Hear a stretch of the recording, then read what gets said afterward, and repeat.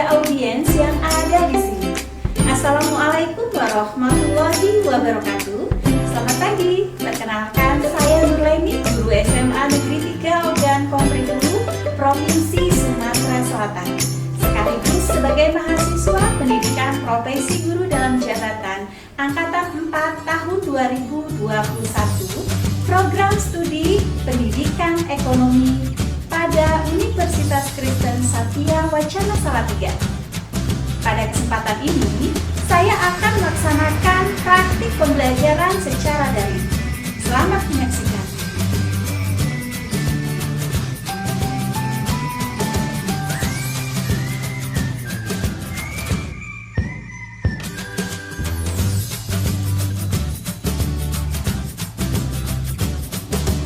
Baik, assalamualaikum warahmatullahi wabarakatuh. Selamat pagi anak-anak. Kabarnya sehat semua. Sehat Bu. Alhamdulillah ya.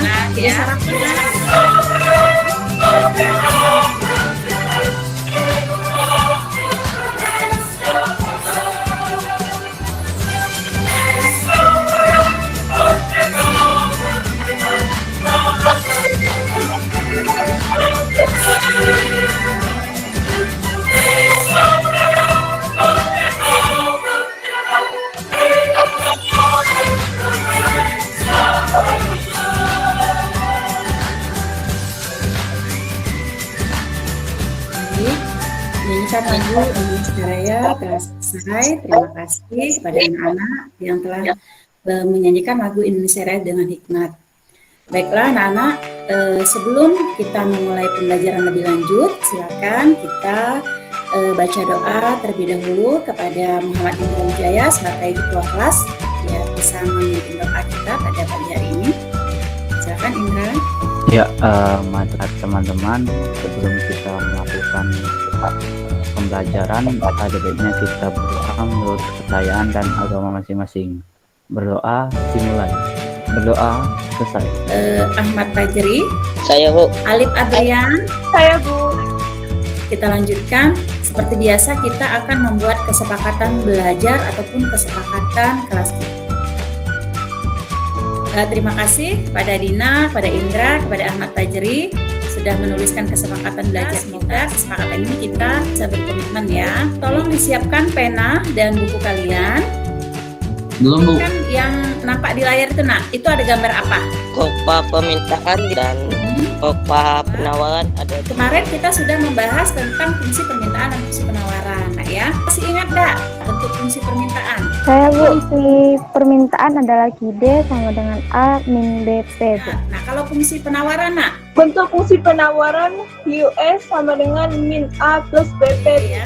Jadi untuk fungsi penawaran itu ada dua bentuknya, nak ya. Nilai konstannya bisa negatif, nilai konstannya juga bisa positif. Untuk hari ini kita akan mempelajari tentang keseimbangan pasar. Nah, Jadinya persamaan harga barang yang diminta dengan harga barang yang ditawarkan. di pasar itu akan terjadi keseimbangan apabila antara pembeli dan penjual itu mempunyai kesepakatan harga yang sama ya. Tujuan dari pembelajaran kita pada hari ini, setelah menyimak pengantar materi tentang keseimbangan pasar, kalian dapat menjelaskan pengertian keseimbangan pasar dengan baik. Kemudian setelah menyimak dan mengamati rumus dan langkah-langkah perhitungan keseimbangan pasar, kalian dapat menghitung keseimbangan pasar dengan tepat. Dan yang ketiga, setelah menyimak dan mengamati penjelasan guru terkait kurva keseimbangan pasar dan perubahan keseimbangan pasar, kalian dapat menganimasi perubahan kurva keseimbangan pasar dengan baik. Dan yang terakhir nanti, kalian dapat mengkomunikasikan analisis perubahan kurva keseimbangan pasar dengan baik. Kita akan melakukan pretest ya.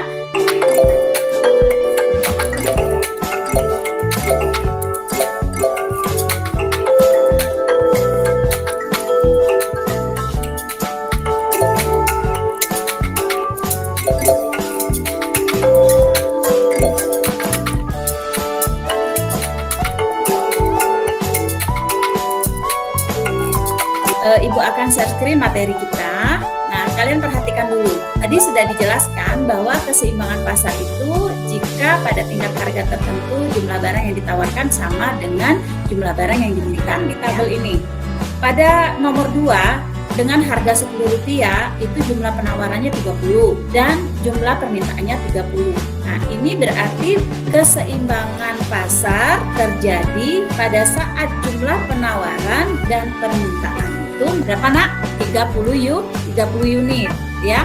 Dan pada harga Rp10 per unit.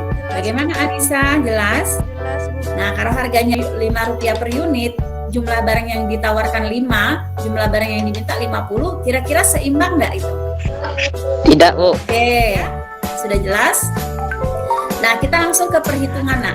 Nah, contohnya, jika diketahui fungsi permintaan suatu barang adalah QD sama dengan 50 min 2P dan fungsi penawarannya adalah QS sama dengan min 20 plus 5P. Tentukan harga dan kuantitas keseimbangan barang tersebut. Nah, kita sesuai dengan rumus yang sudah Ibu jelaskan tadi, QD sama dengan QS. Maka rumus ini kita substitusikan dengan fungsi-fungsi yang sudah ada. Nah, fungsi permintaannya QD sama dengan 50 min 2P sama dengan min 20 plus 5P. Ini yang nilai konstan kita gabungkan, yang nilai yang memiliki variabel juga kita gabungkan. Jadi dapatlah min 7P sama dengan min 70. P sama dengan 10. Jelas, Bu. Sekarang kita sudah dapat nih P, yaitu dengan harga keseimbangan Rp10. Tinggal kita mencari jumlah barang yang seimbang itu berapa, baik itu dari permintaan maupun dari penawaran. Jadi kita mulai dari fungsi permintaan. QD sama dengan 50 min 2P. Maka didapatlah QD sama dengan 50 dikurang 2 dikali P. Nah, ini nak, P ini kita masukkan saja karena nilai P tadi sudah ada 10, berarti 20. 50 dikurang 2 dikali 10 sama dengan 30. Jadi titik keseimbangannya adalah 30,10. 30 ini adalah jumlah permintaan, 10 ini adalah harga. Nah, untuk mencari jumlah barang keseimbangannya melalui fungsi penawaran juga bisa seperti ini ya. QS kita masukkan fungsi penawarannya, QS sama dengan min 20 plus 5. Kemudian QS sama dengan 30. Kan nilainya sama. QD 30, QS 30. Dapatlah yang Ibu jelaskan di tabel tadi. Seperti itu ya. Gimana nak? Jelas nak? Jelas, Bu. Oke. Jelas, Bu. Jelas, Bu. Ya. Baik, kita lanjutkan kalau sudah jelas. Keseimbangan pasarnya seperti ini nak. Jadi tadi P ini adalah harga keseimbangannya 10, kemudian jumlah keseimbangannya adalah 30. Jadi di sini kita tarik garis kurva penawaran dan kurva permintaan kita gabungkan. Jadi dapatlah sumbu equilibrium ya, titik keseimbangan. Nah, ini kita tuliskan fungsinya. Nah, ini sudah paham semua ya, karena kemarin kita sudah mempelajari pembuatan kurva permintaan dan kurva penawaran. Jadi ini tinggal kita gabungkan saja kurva permintaan dan penawarannya sehingga menjadilah kurva keseimbangan pasar. Tidak dipengaruhi oleh faktor-faktor yang mempengaruhi permintaan maupun penawaran, maka keseimbangan pasar itu dapat terjadi nak ya dengan harga tertentu. Namun suatu ketika ada faktor yang mempengaruhi seperti pendapatan. Nah, Ibu contohkan seperti ini nih. Misalnya ya, Ibu contohkan terjadi perubahan permintaan konsumen yang disebabkan karena pendapatan konsumen yang meningkat. Maka bisa saja fungsi permintaan itu berubah menjadi QD sama dengan 120 min P. Ya, ini fungsi yang baru nak ya. Tadi kalau kita sudah dapat fungsi permintaan QD sama dengan 50 min 2, kita sekarang analogikan fungsi yang baru karena adanya perubahan pendapatan konsumen, sehingga permintaan konsumen itu juga akan berubah dan mengakibatkan fungsi permintaannya juga. Kita contohkan QD sama dengan 120. Nah, kalau kita dapatkan fungsi yang baru, maka harga keseimbangan pasarnya akan berubah. Jadi kita masukkan saja rumusnya QD sama dengan QS dengan menggunakan QD yang baru ya, QD sama dengan 120 min 2, QS-nya tetap, kan yang berubah itu adalah hanya permintaannya. Sehingga didapatlah harganya adalah 20. Nah, dengan harga 20 itu berapa jumlah barang yang diminta? Yaitu 880. Nah, ini dapat kita jelaskan nak.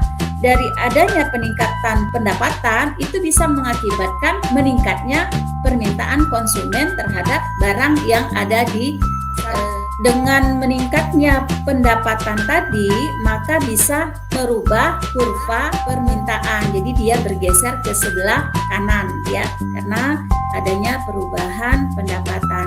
Nah, karena adanya perubahan pendapatan tadi juga bisa merubah penawaran ataupun penjualan dari produsen. Nah, produsen merasa diuntungkan di sini, nak, karena adanya perubahan ataupun peningkatan pendapatan konsumen tadi. Produsen mengambil kesempatan tersebut untuk menaikkan tingkat harga. Dengan demikian harganya dari 10 akan naik menjadi Rp20. Nah, di sini terjadilah keseimbangan yang kedua, ya. Selain kurva permintaannya berubah, bergeser ke sebelah kanan atas, kurva penawarannya juga berubah, bergeser ke bawah kanan. Nah, jadi di sini produsen bisa memaksimalkan keuntungan. Ya, sampai di sini jelas? Jelas Bu. Oke, kalau sudah jelas, kita langsung ke diskusi ya, Ibu, bagi kalian sesuai dengan kelompoknya yang kemarin saja ya, 2 kelompok. Nanti kalian seperti biasa masuk di Google Docs masing-masing kelompok. Nah, ini Ibu share ya di kolom chat. Nah, ini link kelompok 1, ini link kelompok 2. Silakan bergabung semua. Nah, silakan kalian berdiskusi permasalahan kelompok 1, terjadinya perubahan keseimbangan yang diakibatkan karena pendapatan konsumen yang meningkat sehingga fungsi permintaan berubah menjadi 1.400 min 5P.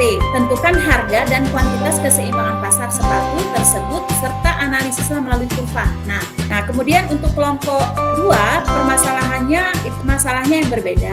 Terjadi perubahan keseimbangan yang diakibatkan karena adanya perubahan teknologi dalam produksi sepatu sehingga fungsi penawaran berubah menjadi IS sama dengan min 25 plus 2,5P.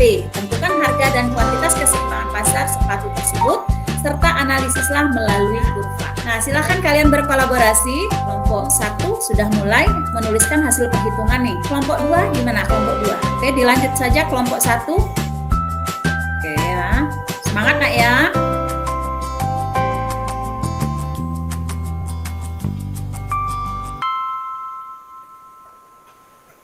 Ini permasalahannya ini ya. Jangan keliru ya, karena untuk perubahannya itu untuk kelompok 1 yang berubah adalah tingkat pendapatan. Berarti permintaan yang berubah ya, berarti fungsi permintaan.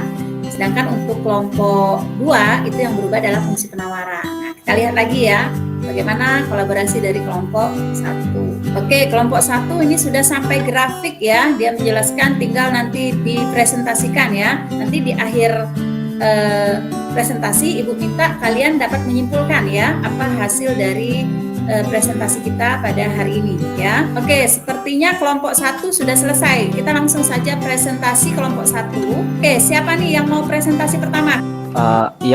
Kami dari kelompok 1 ingin mempresentasikan penyampaian hasil perhitungan keseimbangan pasar. Harga keseimbangan pasar sepatu sebesar 55 dan jumlah sepatu sebanyak 250 pasang. Oke, itu analisis perhitungan ya. Kemudian untuk perubahannya gimana kelompok 1? Dari hasil penyelesaiannya terjadi perubahan pendapatan dapat menyebabkan jumlah keseimbangan pasar sepatu juga berubah, yaitu perubahan naik menjadi 675 pasang. Oke ya. Oke, di sini adanya perubahan dari D1 ke D2, Bu. Ya, dari D1 ke D2. Berarti di sini ada perubahan permintaan sepatu ya. Jadi D1 ke D2, ini D1 D2-nya. Oke, ini 55-nya mungkin kurang geser ya. Ya, Muhammad Indra Wijaya ya. 55-nya kurang geser ke sini ya. Sudah baik membuat kurvanya. Tinggal nanti dibuatkan saja fungsinya ya, fungsi permintaannya, kemudian fungsi penawaran di apa, kemudian kenaikannya itu D1 menjadi D2 itu berubah juga fungsinya, disebutkan nanti fungsi permintaan yang kedua itu adalah 1400 min 5 di sini ya, tinggal ditambahkan saja nanti ya di sini. Oke, sudah bagus. Baik, terima kasih kelompok 1 atas presentasinya. Kesimpulannya, jika terjadi perubahan pendapatan konsumen, penjual lebih suka menjual di tempat konsumen yang mempunyai pendapatan tinggi, sehingga produsen bisa memaksimalkan keuntungan. Baik, kita lanjutkan. Kelompok 2 gimana nih? Oke, kelompok 2 ya. Nah, kelompok 2, silahkan yang akan presentasi pertama mengenai perhitungan. Saya dari kelompok 2 akan menjelaskan keseimbangan pasar sepatu, yaitu jumlah keseimbangan sepatu adalah 225 dengan harga 55. Baik, terima kasih Pak Jeria. Walaupun suaranya terputus-putus, sudah menyampaikan hasil analisis perhitungan dari kelompok 2 ya. Siapa yang akan menyampaikan presentasi perubahan nih? Perubahan karena adanya teknologi pembuatan sepatu. Silakan. Baik, saya akan menjawab. Perubahan teknologi dapat mengakibatkan perubahan keseimbangan pasar, di mana keseimbangan harga menjadi 70 dengan jumlah sepatu 150. Sehingga perubahan teknologi terhadap produksi sepatu dapat menurunkan penawaran dan permintaan terhadap sepatu.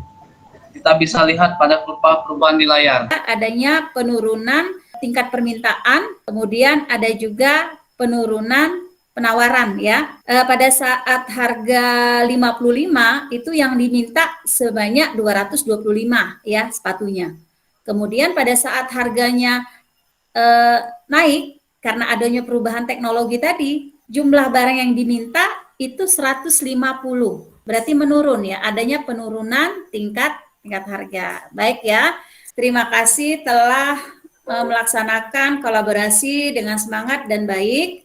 Untuk itu kita berikan A+ pada kita semua. Sebelum Ibu akan mengakhiri dengan kegiatan post-test, Ibu akan memberikan suatu kesimpulan bahwa keseimbangan pasar itu dapat terjadi apabila adanya persamaan antara permintaan suatu barang maupun penawaran suatu barang dengan harga tertentu ya. Namun ingat, keseimbangan pasar itu tidak selamanya terjadi karena juga adanya perubahan yang diakibatkan oleh faktor-faktor yang mempengaruhi permintaan dan penawaran. Seperti tadi permintaan dipengaruhi oleh pendapatan ya. Kemudian penawaran juga dipengaruhi oleh teknologi ya. Di akhir pembelajaran ini Ibu akan mengambil nilai akhir di post-test, link kuisis kita di kolom chat ya. Oke, langsung ya kita mulai ya.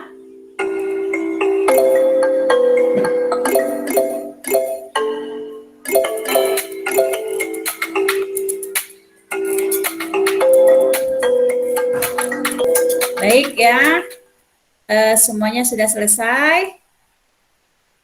Ya, hasilnya itu Lesi peringkat pertama, Sherly peringkat kedua, Ahmad Fajri peringkat ketiga dan seterusnya. Nilai ini akan Ibu masukkan di poin nilai tambahan kita ya. Terima kasih anak-anak sudah berpraktek hari ini apa? Pembuatan kurvanya Bu. Ya, cara pembuatan kurvanya ya. Kita bisa menganimasi kurva ya. Apa yang belum jelas pada hari ini? Jelas, Bu. Jelas Bu. Nah, di sini Ibu akan menyampaikan materi tentang pertemuan kita mengenai elastisitas permintaan dan elastisitas penawaran. Pertemuan kita sih pada anak-anak yang sudah mengikuti kegiatan pembelajaran hari ini. Berdoa dimulai. Berdoa selesai. Baik, terima kasih Ibu Asri. Asal sembilu dari bulu, jika dianyam jadi tampian.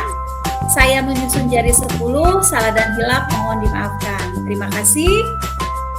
Wassalamualaikum warahmatullahi wabarakatuh.